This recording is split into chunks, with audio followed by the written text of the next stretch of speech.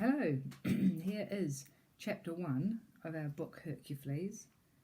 The previous time we read the prologue which set the scene, and if you remember, Greta, who's the main character, had stolen the last 2 or I think 3 gold coins from the town and was off to find a slayer, a monster slayer who comes every full moon to the town and is killing people. So here she is. This is now chapter 1. Here's the picture. Fantastic picture. There we go. You have a look at there. There's a chimney, some little windows. And then it's actually, can you see it's actually a person's top hat? Here we are. It was no ordinary top hat.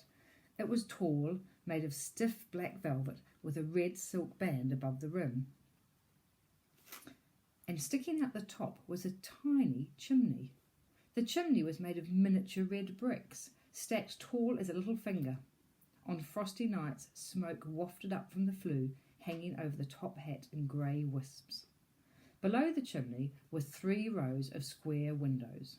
During the day, black velvet shutters kept the windows hidden, but in the evenings the shutters were drawn back. Then the inside of the house hat lit up with a warm and cosy glow from flickering candles no thicker than matchsticks, and through the windows could be seen the silhouettes of furniture, the glimmer of tiny fireplaces, and the flitting, shadowy shapes of the fleas that lived there. There it is. There were 12 of them in all, the biggest, rarest fleas in the world. They looked just like raisins with extra long, folded up legs and squashed little heads with twinkling eyes and mouths filled with pointy teeth. All their short lives, the fleamily, just like a family, only smaller and jumpier, had resided together in their fabulous house hat. There was Min, the mummy flea, Pin, the daddy flea, and their 4 sons, Burp, Slurp, Speck and Fleck, and their 5 daughters, Itch, Titch, Tittle, Dot and Jot. Min, Pin, Burp, Slurp, Speck, Fleck, Itch, Titch, Tittle, Dot and Jot. And of course there was Egg too, who was just about to hatch. "Can't wait to have a new sister," Dot cried, hopping around the kitchen. Blurp and Slurp rolled their eyes. "Egg's not a girl," they said together. "Yes, she is." "No, he isn't." Dot turned to the little fluff of cotton wool where Egg sat by the stove to keep warm.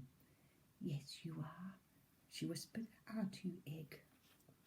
There in the nest Egg sat, small, yellow and hard like a Rice Krispie, and wobbled. Dot blinked. "See that?" she said wide-eyed. "I asked Egg and she just nodded. She is a girl." Burp and Slurp stared open-mouthed for a moment, then glanced at each other. "Egg wasn't nodding," they hissed back. "He was shaking his head." "She never! She nodded." He shook his head. "She doesn't even have a head." Egg wobbled again. Crack! A thin black line scribbled down its shell from top to bottom. The 3 fleas jumped so high they thumped their heads on the ceiling. When they landed, they stopped squabbling. Finally, they could agree on something. "Egg's hatching!" they shouted together. "Egg's hatching!" At once, Min and Pin hurtled in through the door, followed by everyone else.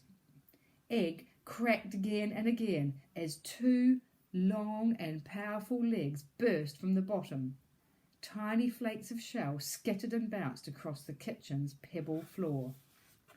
Here's the 3 children, the fleas, that were arguing, is it a girl, is it a boy?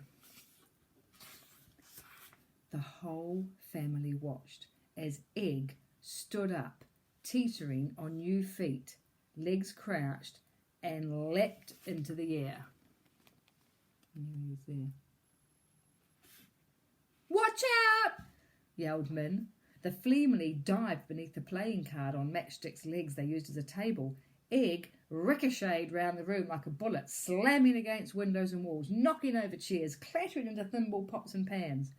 Min and Pin hugged each other with pride at their hatchlings' first jumps, while bits of shell and plaster rained down onto the floor around them.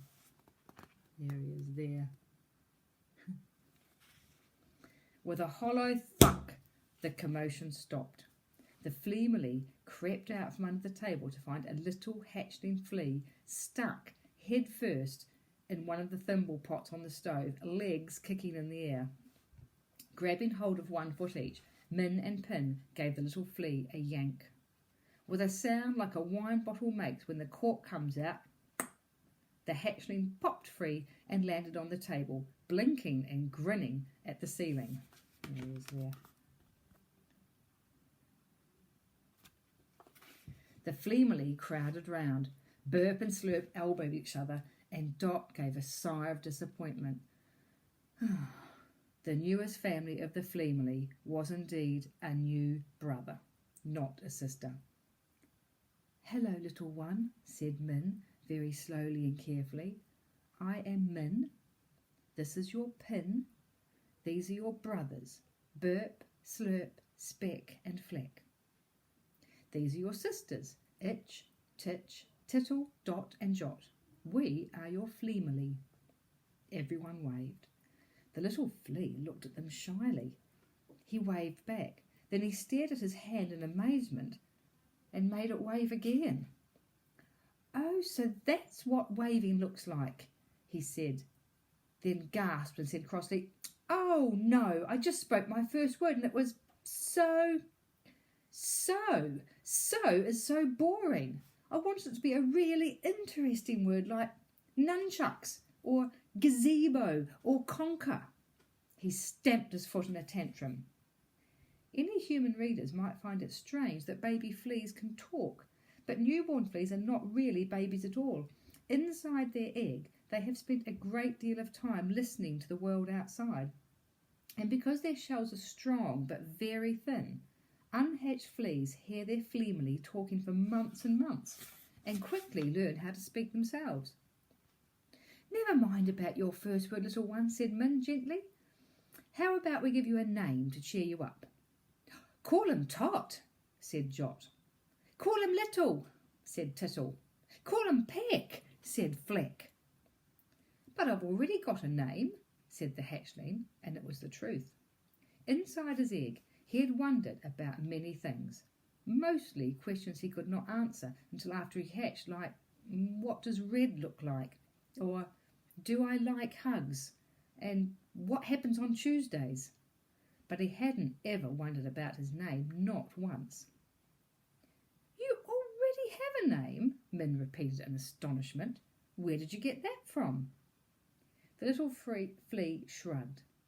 He had just always known it, as if it was floating around inside the egg before he even got there.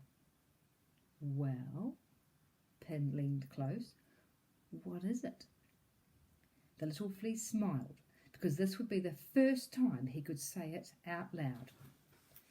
"I'm Hercufleas." There he is. End of chapter 1.